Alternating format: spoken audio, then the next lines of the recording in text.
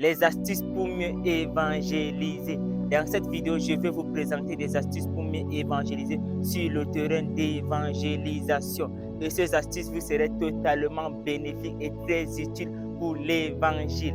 Alors avant de commencer, n'oubliez pas de vous abonner et d'activer la cloche de notification pour ne pas rater mes prochaines vidéos. Si c'est fait, je vous remercie sincèrement. Et alors, commençons maintenant, car vous êtes déjà partant pour connaître la volonté parfaite de Dieu pour votre vie. Premièrement, il faut utiliser les questions. Posez des questions à la personne que vous êtes en train d'évangéliser. Posez des questions. Par exemple, utilisez ces questions. Où passeras-tu ton éternité après ta mort? Vous allez poser des questions et les questions vont éveiller son intelligence. Il va maintenant réfléchir et chercher à comprendre et à assimiler ce que vous êtes en train de dire facilement. Les questions sont tellement efficaces pour l'évangile. Lorsque vous êtes sur le terrain d'évangélisation, n'oubliez pas de poser les questions. Même lorsque vous écrivez un livre sur l'évangile, même un texte sur l'évangile, n'oubliez pas aussi de poser des questions. Deuxièmement, il faut utiliser des exemples. Oui, les exemples sont tellement efficaces. Utilisez les exemples, utilisez des exemples avec des choses de la vie, utilisez des exemples avec des choses courantes, afin d'amener la personne à mieux assimiler ce que vous êtes en train de dire. Utiliser des exemples va amener la personne à comprendre facilement et simplement des choses qui sont totalement difficiles à comprendre. Troisièmement, si vous êtes en train d'évangéliser, n'oubliez pas d'utiliser les noms. Utilisez les noms. Si vous parlez d'une personne, utilisez le nom de la personne. Si vous êtes en train de parler d'une chose ou d'un objet, utilisez le nom de ces objets et des personnes que vous êtes en train de parler.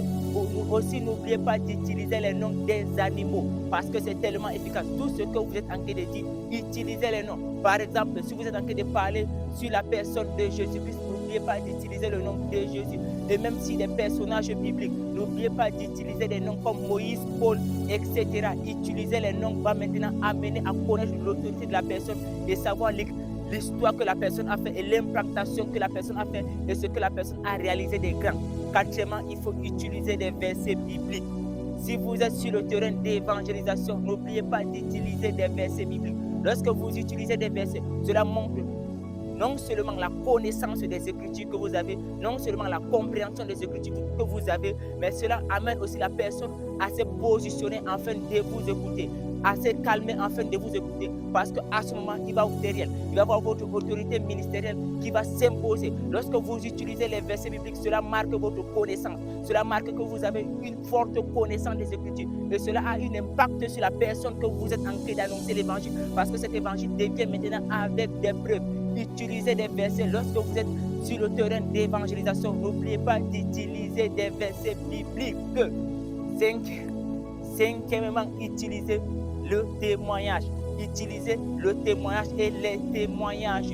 Lorsque vous êtes en train d'évangéliser une personne, utilisez des témoignages. Cela sera bénéfique, efficace. Utilisez des témoignages, cela va impacter la personne. Lorsque vous parlez, par exemple, sur le mariage, sur le salut, même aussi sur le travail, utilisez des témoignages des personnes qui ont reçu.